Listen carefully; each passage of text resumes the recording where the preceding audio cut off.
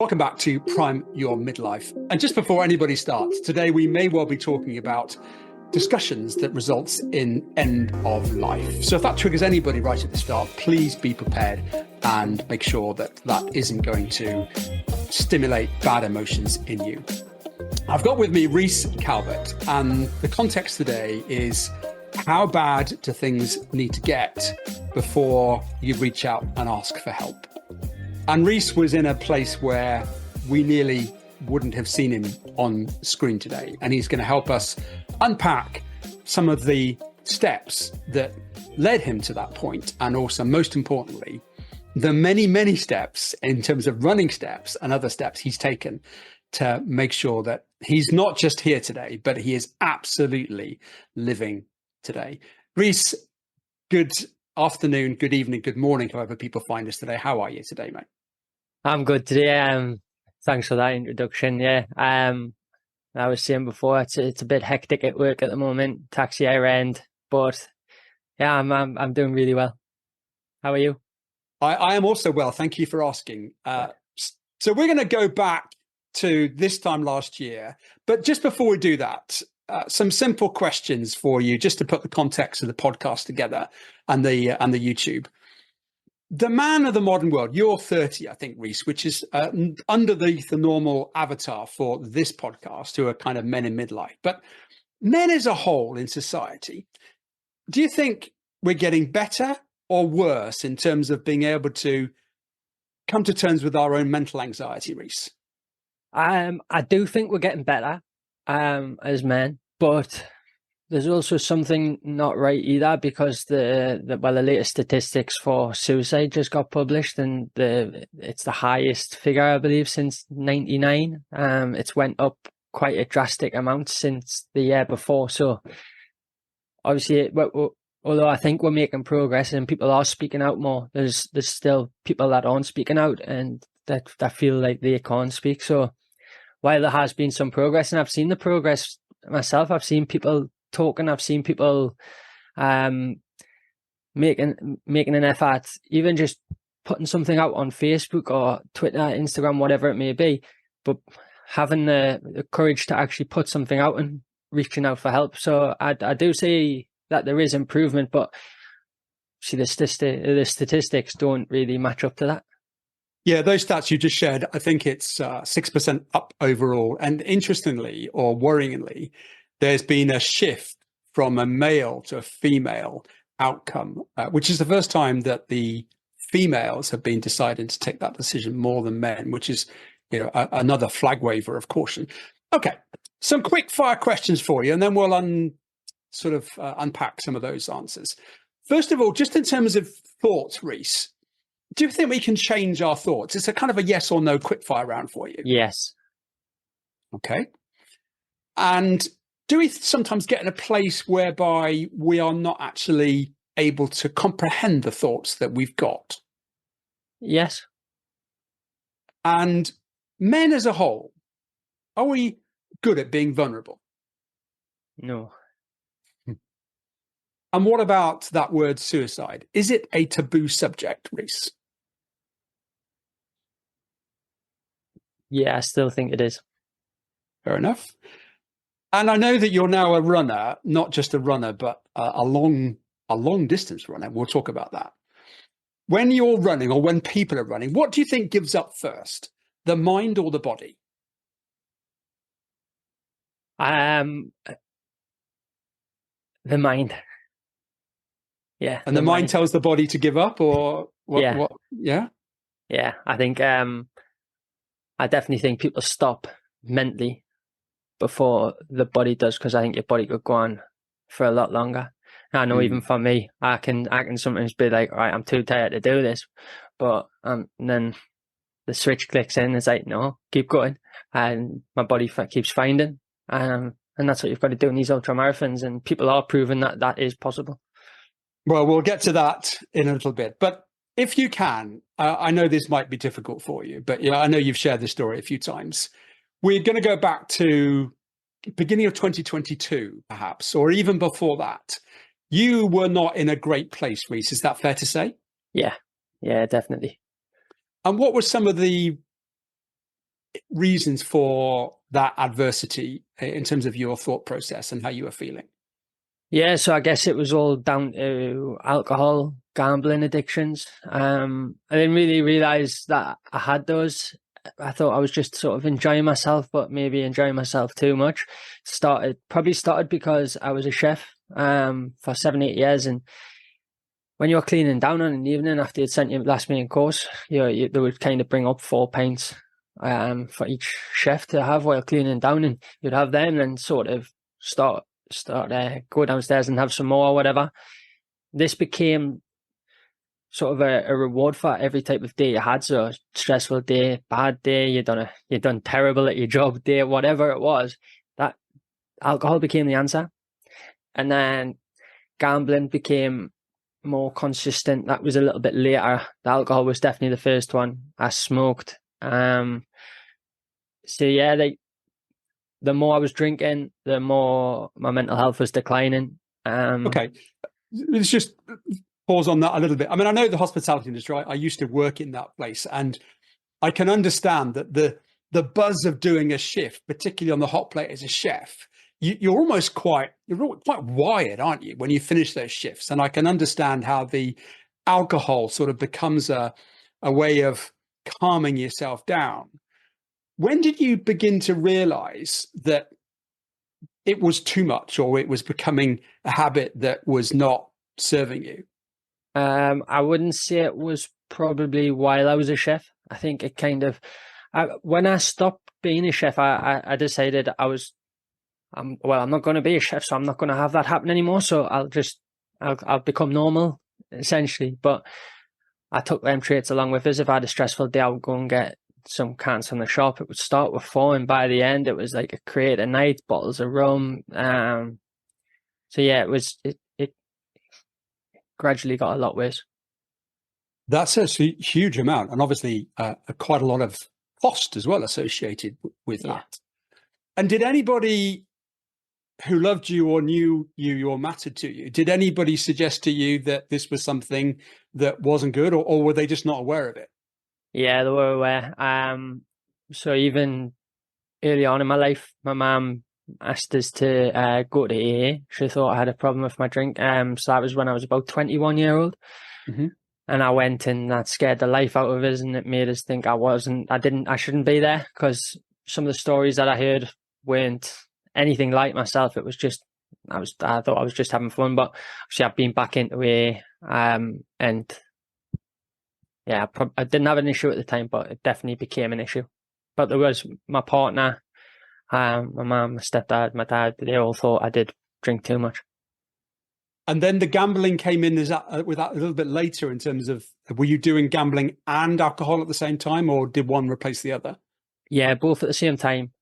So I guess gambling started with a football coupon on a weekend.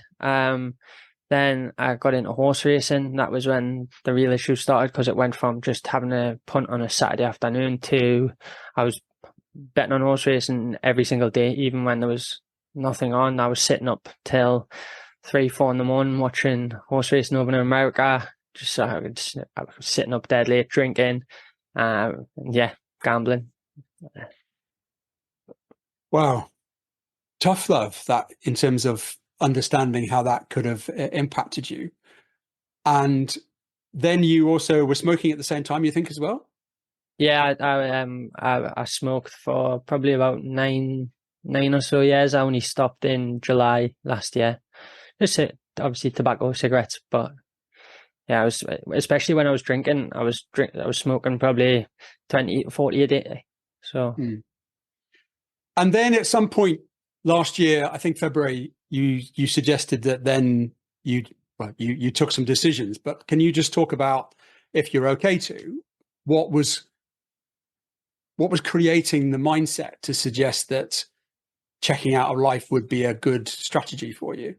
So it was more November 2022. I made the decision to stop drinking,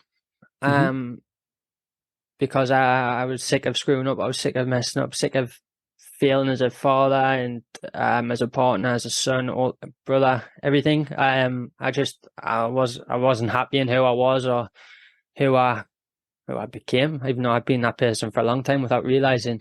I spent 4 months relapsing. Probably like the first time I went 3 weeks, then it was about a week, 2 weeks, but it was never long. I never got up to a month of staying sober. It was constant relapses, and it was the more that was happening, the more it was battering my mental health. I And did realized. you do that under your own guidance, or were you seeking help from many professionals or the AA to help you do that? Just AA. My best friend over in Australia, I remember reaching out to him the next morning after I'd had this the last drink before I decided, and he was like, "Get yourself to AA." And he went and he sent his, like I say, he's in Australia, and he Googled all the AA meetings, and he went, "Right, you're going here at 7 o'clock tonight." And I went, and I realized the person that was sharing their story that night, I got a lot from it, and I realized, like, yeah, this is probably the right place for me to be.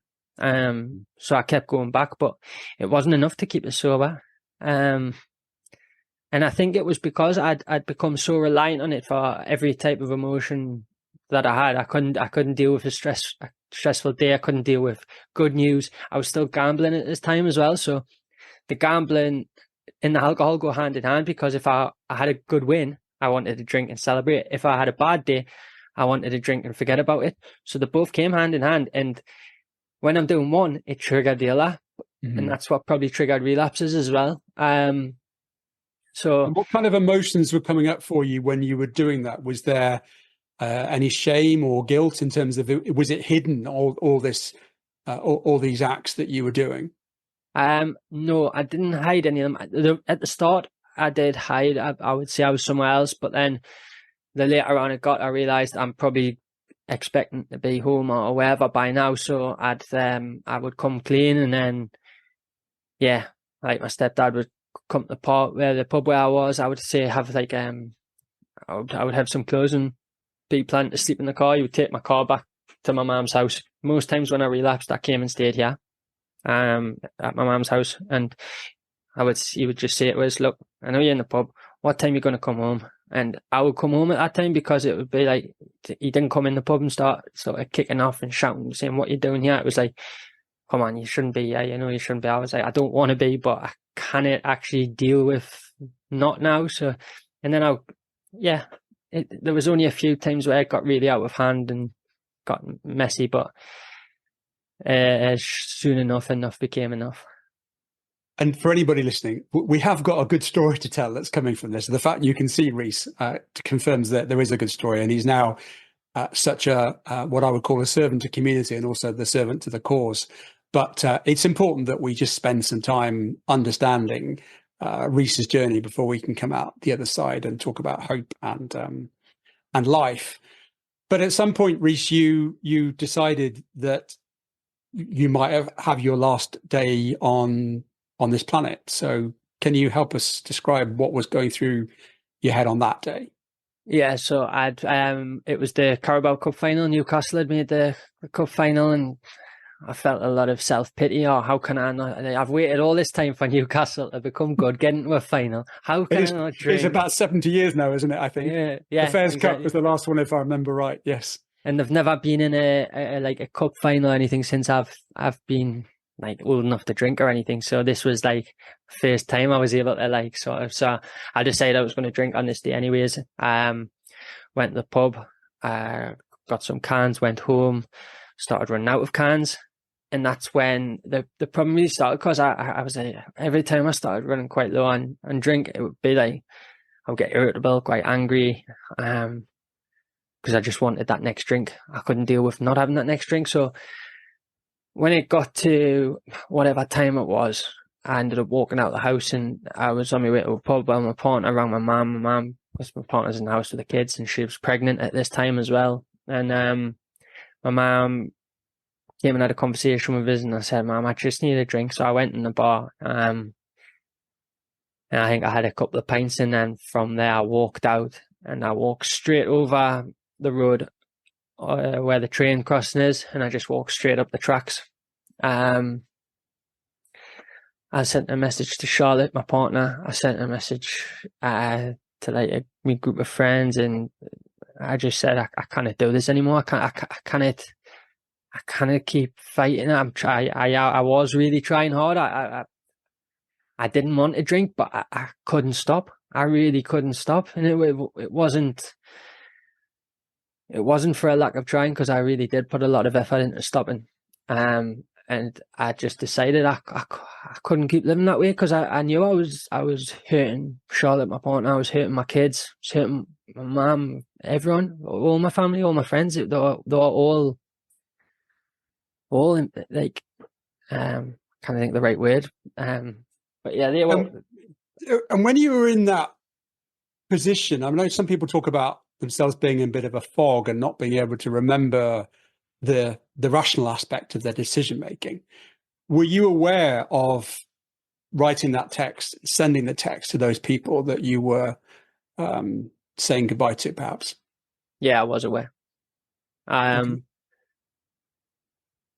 I knew I just couldn't do it anymore. I couldn't. I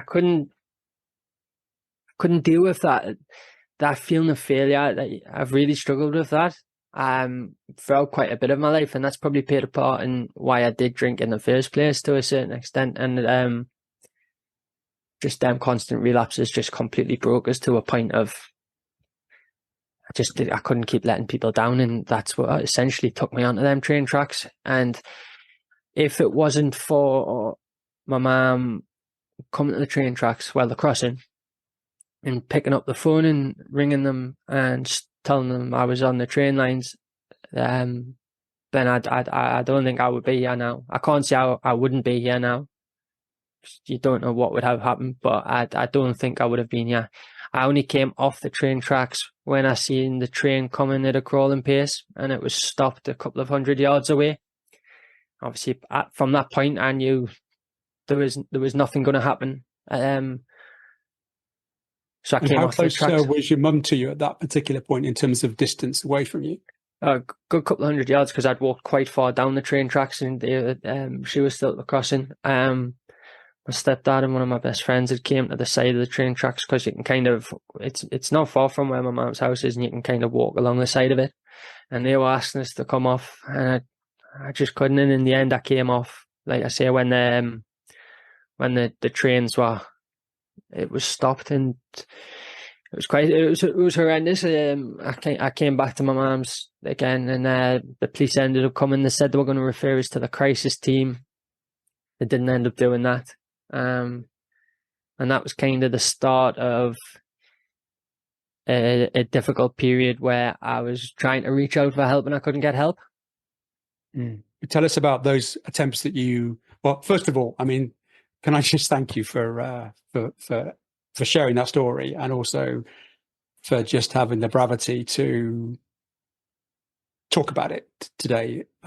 But for anybody that is listening, I would really urge you to say, if there's any part of this discussion that is making you feel as though you want to do something, then 116-123 is a Samaritan's number, and there are many other places where you can go for an immediate help right now. But Reece, you obviously came off the tracks. Your mum was there, and thankfully you're here to tell the tale. But what happened next in terms of, you said you reached out for help and it didn't come? Yeah, so when the next morning I was waiting for the crisis team to call, I thought it was going to happen really early. Nothing happened there. My partner ended up ringing the crisis team, and that's when we found out the referral hadn't been made. So that point, she referred me. They came out and they basically just said it was down to alcohol, and that I probably wasn't struggling with my mental health, which beyond belief, really, isn't it? So they left. They said, if you want, you can refer yourself to talking therapies. So I tried to ring them. The total is the waiting list was over a year. So I went, no, it's fine. I put it down and the more people I rang, and the more I got told the waiting list was 9 to 12 months, the more I was getting in a worse hole, because I'd been at the point where I probably would have been dead had it not been for my mum, to actually trying to ask for help to stop me from going back to that point. And there was just no one there to actually help, and it was scary. So after about 2 weeks of trying, I just decided I'm not picking up the phone anymore. I'll just do this on my own. I haven't had a drink since that day, and I don't plan to ever have a drink again. You classify yourself as a complete non-drinker now? Yes, yeah. I'm over, I think, 410 days sober. Yeah, I've got no intention to ever have a drink again. My life is so much better now that I'm sober, and yeah, there was still a lot happened after so this was the 27th of February till the start of March there, where I was trying to get help. Up until then, there was a couple of month period there where my mental health was in absolute tatters. I would say I signed up to the village gym because I was off work at this point. And when I was going to the gym, I would sit in my car for 45 minutes to an hour with that bad anxiety because I couldn't get out of the car. And I'd never really struggled with anxiety until, and then I did really start struggling with it. Some days I struggled to leave the house. Like I say, going to the gym would take us an hour until I could get out the car. Can you help me understand what part of anxiety was? Was it the judgment of people? Was it meeting people? What was the anxiousness route? I genuinely, I couldn't even tell you because it didn't last that long. I think it was just so many different things happening at once. The suicide attempt, the not being able to get help. It was just a crazy time, and I think I just really struggled to process everything, and then the emotions probably just blew my head to bits, really, and then the anxiety started. I could feel my chest. My chest was going a bit, like me breathing, everything. It was really horrible, but yeah, it didn't last too long. But there were no other feelings around, I'm going to go and find another train track or a road or a bridge. There was nothing of that nature that was coming up for you, or was that still a little bit present? Yeah, so I think through all this time, I didn't really want to be alive. But I was staying sober. I was trying to do the right things. When you say, sorry to interrupt you, when you say, was it a painful voice that was in you in terms of a voice that was saying, Reece, you're not good enough, or how can you do this, or how can you cause this damage to other people? What was the stimulus for wanting to take that response of not being here? I think the not wanting to be here came from still feeling like a failure. Nothing had really changed. I wasn't getting any help. Mm-hmm. I didn't feel like I was getting better. But there was that feeling of not wanting to be here, but there wasn't that sort of wanting to take the action, if that makes sense. I had that feeling that I didn't, but I didn't have any sort of plan to do it up until probably about this time last year. Actually, I done Manchester Marathon. Well, let's just wait. I mean, suddenly we've gone from not getting out of the car to Manchester Marathon. I feel I've just missed a vital part of the journey here. So something must have changed then around your internal persona or your own self-worth, where you decided that you were going to get on the front foot and start to fight back. Describe whether there was a moment, or was it just a combination of little dots coming together? I don't think it was any of that, to be honest. I don't think I was always even signing up to the gym, and I still, even if I sat in the car for a long time, I did end up getting out, and I did end up doing it because I knew I had to push myself mentally to do things that didn't feel comfortable. So even though I'd already signed up to Manchester Marathon as well, so this was, and I guess I was just trying to keep pushing on and not completely give up. And that's why I decided to do Manchester. And I was speaking to someone at the time, and they recommended to do Manchester because the running's great for us. I've always known that, and I'd stopped that completely through trying to stop alcohol. I didn't really do it. I put on hold the things that were really good for us, and that probably played a big part in where I got to, instead of using that as a way to stop. But I guess when I decided to do Manchester Marathon, this was one thing I always I always have a goal.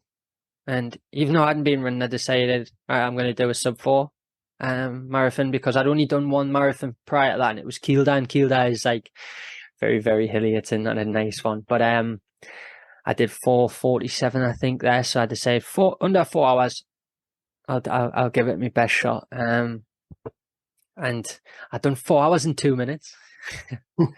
So I was back to feeling like an utter failure.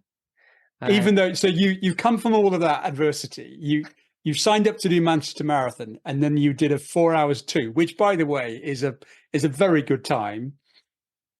And then but you still came away from that with a feeling of bereftness.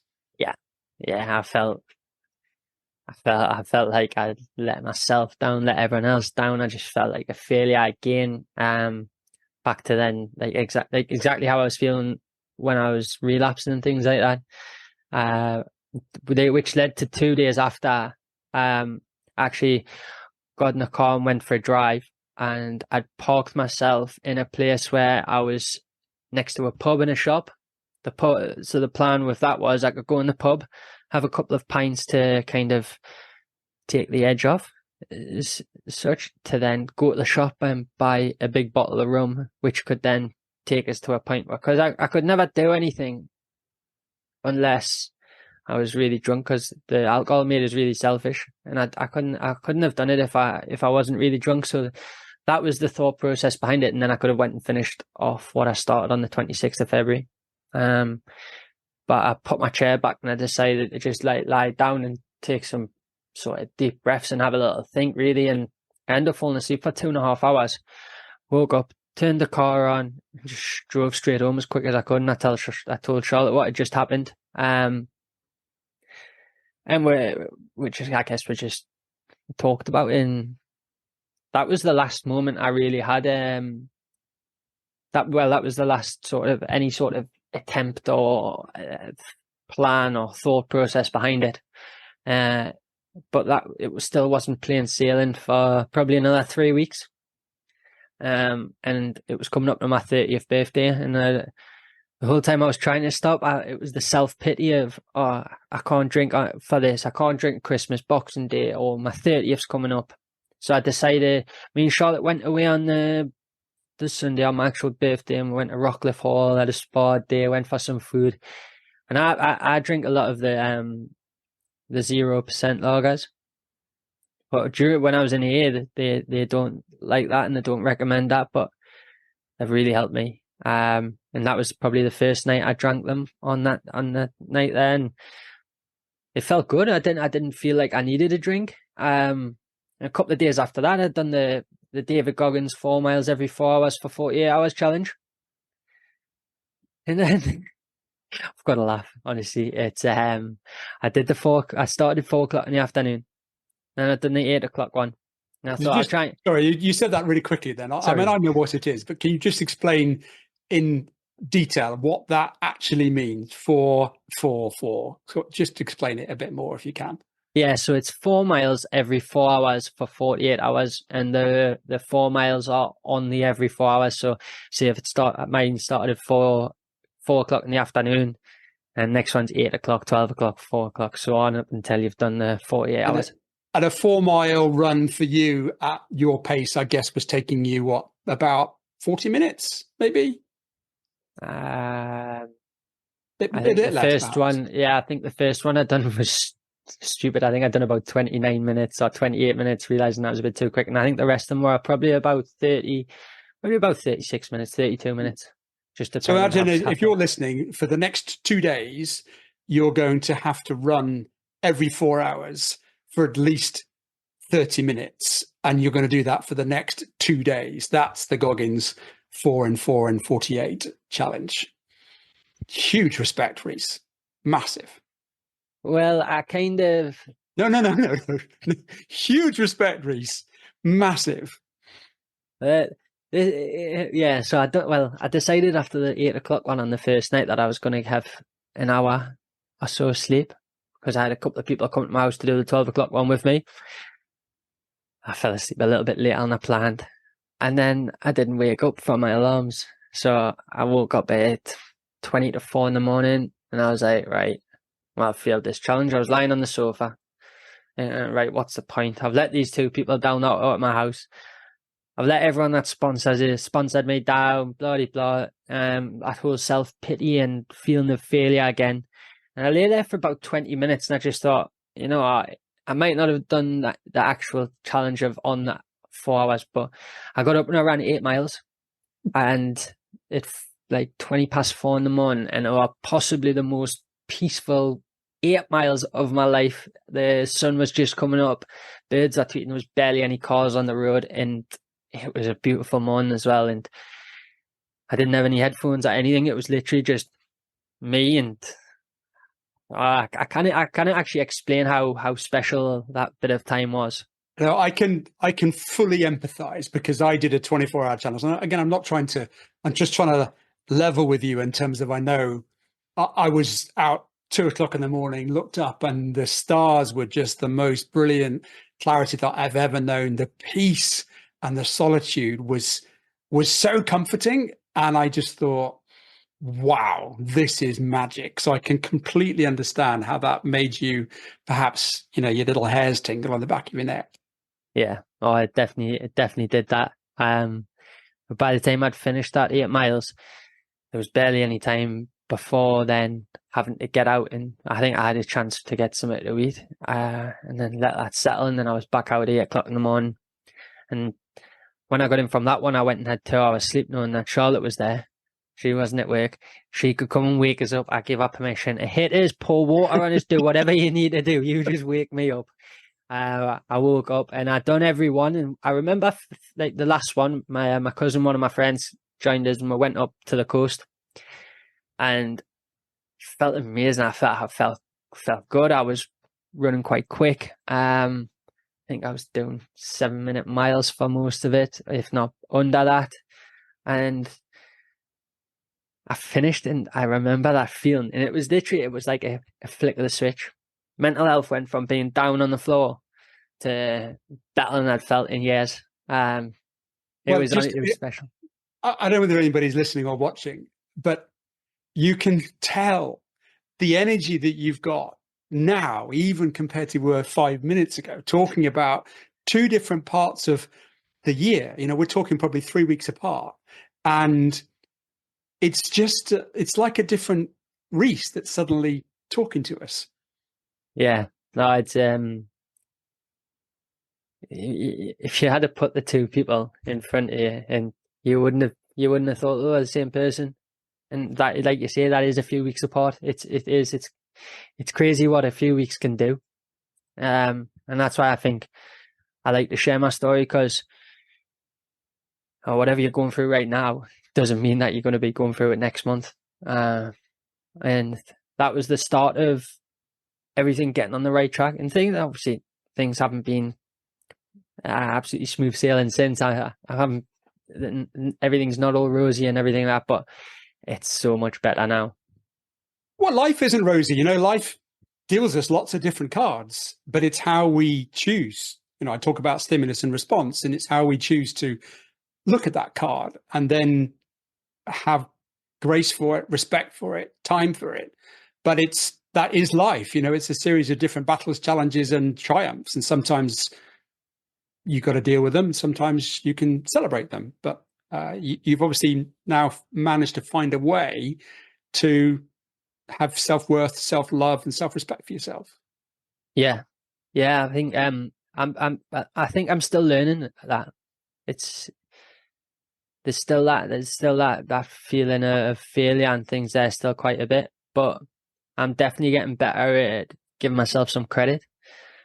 Since things started just going right for us, when I stopped drinking and I started doing the right things, I got a new job, big promotion, working for a charity. So I've always done charity work and sort of fundraising, different challenges, raising money for charities. So this job I'm doing, I'm working for one charity as the payroll manager, where we support lots of other charities in the Northeast and beyond with their payroll, so it gets to take sort of some pressure off them having to run their own payroll and things like that. So being able to support them, it gives us that feeling of I'm doing good, I'm helping, I'm trying to make a difference. So this time, actually Saturday, I think it's the Manchester Marathon, and then in 2 weeks' time you're doing the London Marathon. But tell us about the best, well, not best, but tell us about the most testing challenge you've recently done, and the way that you've also partnered with the Baton of Hope and the Jordan Legacy, Reece. Yeah, so I'd already planned to do the Edinburgh Marathon and the Wall, and then I kind of signed up to the Bridges to Boundary Ultra, which was the first time that's happened, and that was in March, which I think it was meant to be 32 miles, but it ended up being 35. Just What's 3 miles amongst friends? I can't tell you, I felt them. I felt them at the end. Perhaps you can tell us why you felt it more than most people would. But let's just first of all understand how you decided to partner with the Jordan Legacy and maybe a little bit about the charity there and how you came about to know them. Yeah, so I used to I was a host on a podcast for a bit of time, and last year, and one of my friends who's still a host on it, he tagged us in a post on LinkedIn basically saying, and it was Steve Phillip, the founder of the Jordan Legacy, and he was saying, give me the best reason why you should get London Marathon place, because they've been gifted one place.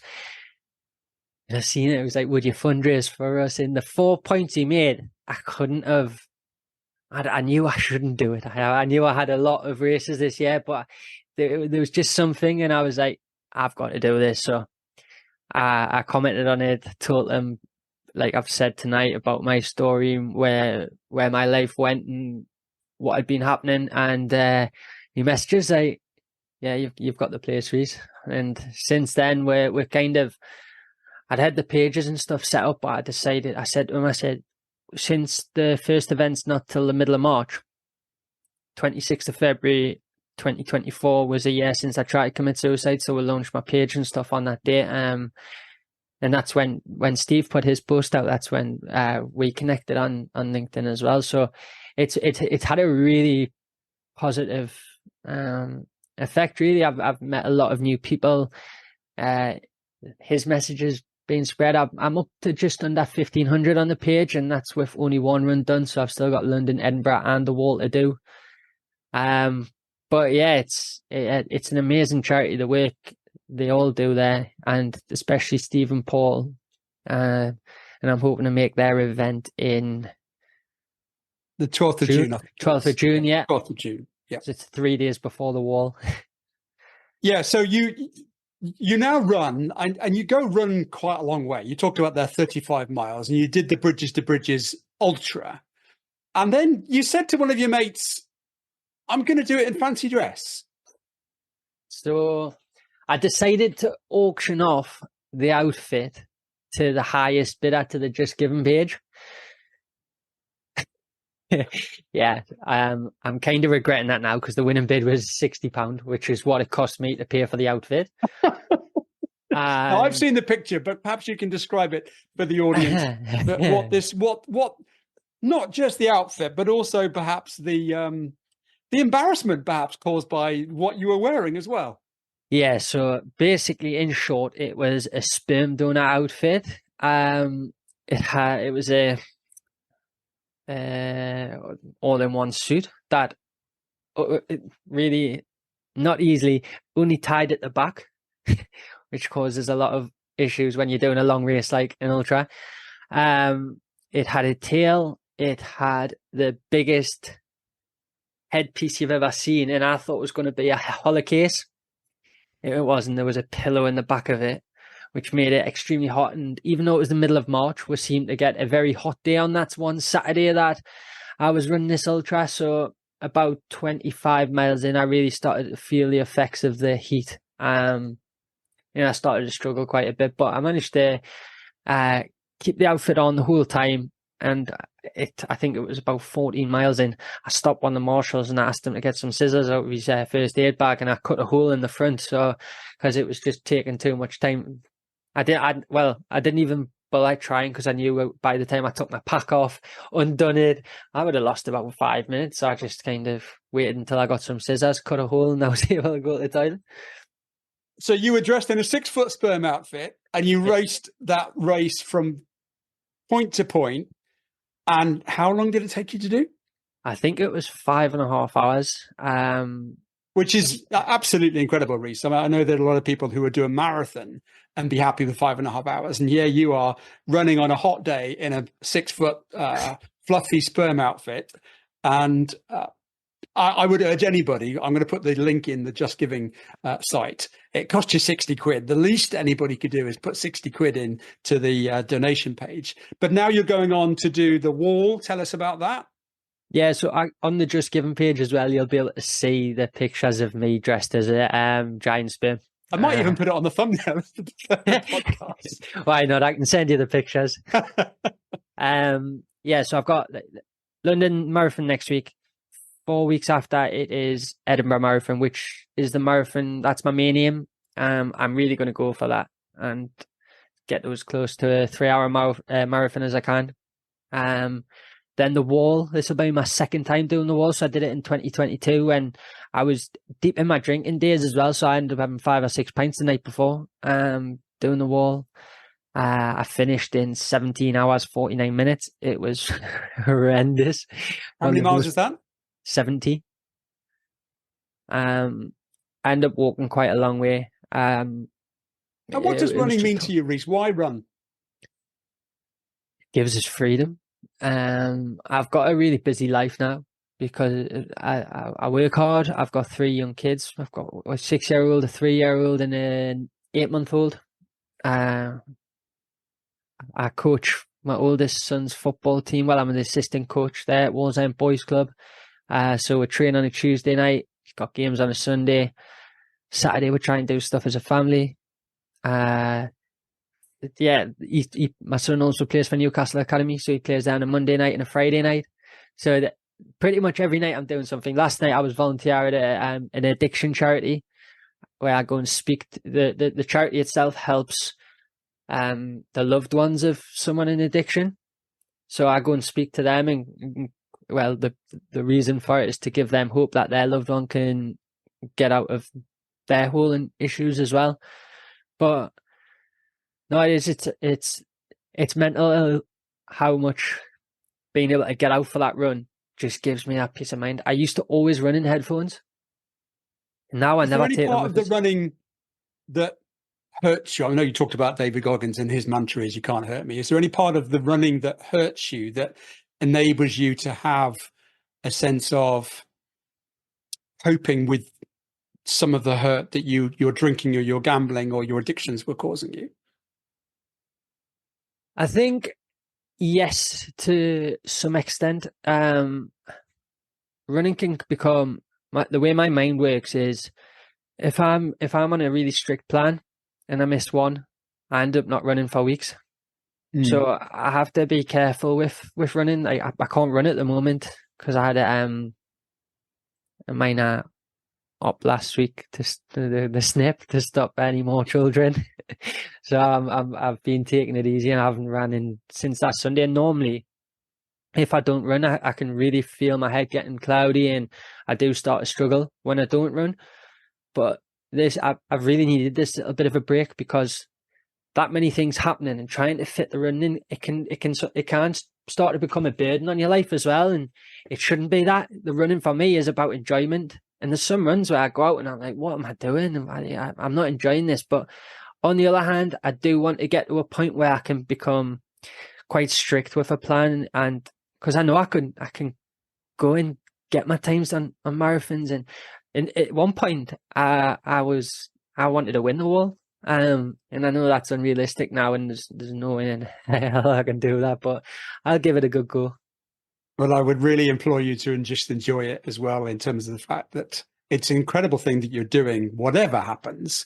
And the purpose that it would give me to be able to run for some of those charities would be really special. And hopefully you can really look yourself in the mirror and say, you know what, Reece, you're doing all right here. Yeah, thank you.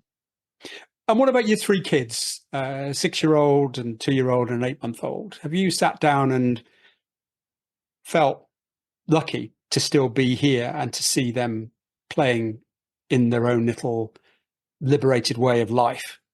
Yeah, I think when it happened, I nearly didn't meet my youngest son. Charlotte was pregnant at the time. He was born in July last year. There was two weeks when I was on paternity leave. It was coming to the end of my paternity leave, and I was really mental because I was sat there and I was just holding him. And even though I'd held him loads of times within that time, I looked and it hit us that I nearly didn't have that time of holding him, and I just burst into tears. My parents said, "What's wrong? What's happened to him?" And I was saying, "Nothing. I just feel very, very happy and grateful that I'm lucky enough to have this moment." See my son play football and how well he's progressing with that. And my little girl, she's just the most. She's hard work. She's got her own mind, and I love that about her. And she's just so loving as well. I'm really grateful. My three kids are absolutely amazing.